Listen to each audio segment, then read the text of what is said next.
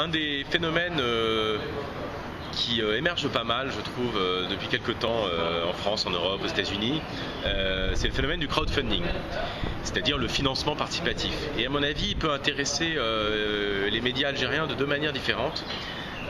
La première en réalité c'est, et d'ailleurs ça nous vient des États-Unis et ça fait déjà pas mal de temps, que la plateforme ProPublica en réalité, qui est une plateforme de financement, d'appel au financement d'enquêtes, de reportages, de dossiers de fonds que les journalistes font auprès de leurs lecteurs potentiels.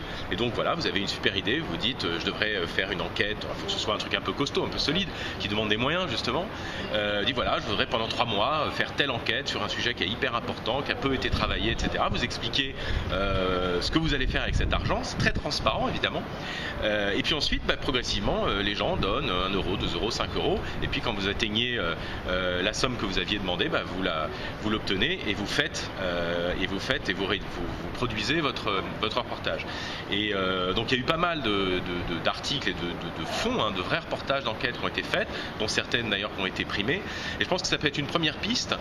Pourquoi ? Parce que, en particulier, on peut imaginer que la diaspora ou même on va dire, les enfants d'immigrés algériens par exemple qui sont allés en France, en Italie, ailleurs, aux États-Unis, et qui conservent quand même un lien très fort, et notamment sur l'actualité, des liens de parenté, mais aussi qui s'intéressent à l'actualité de l'Algérie, mais qui ont sûrement aussi envie, d'une certaine manière, de pouvoir peser sur, on va dire, son progrès. Et pour eux, ce serait un moyen de le faire, c'est-à-dire qu'ils se diraient, voilà, on va pouvoir régulièrement suggérer et financer un angle d'un reportage, d'une enquête sur un sujet qui nous semble extrêmement important. Ça, je pense que c'est une première piste. Et puis la deuxième piste, elle est plus générale en réalité. Ça, c'est un phénomène qu'on voit plus récemment monter avec des plateformes comme KissKissBankBank, Ulule ou Kickstarter aux États-Unis.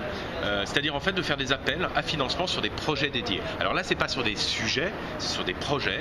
Ça peut être de se dire, voilà, on voudrait créer, adossé à notre média, un média en ligne sur l'innovation technologique au Maghreb.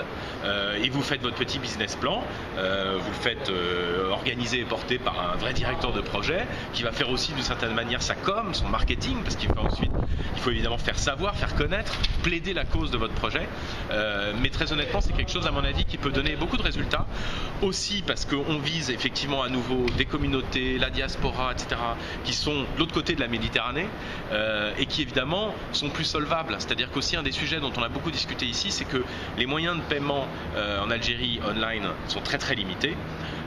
Et du coup, évidemment, l'idée d'aller davantage exploiter, entre guillemets, la communauté de ceux qui ont des moyens de paiement facilement, c'est-à-dire toute la diaspora qui habite de l'autre côté de la Méditerranée, évidemment, ça peut être un levier important.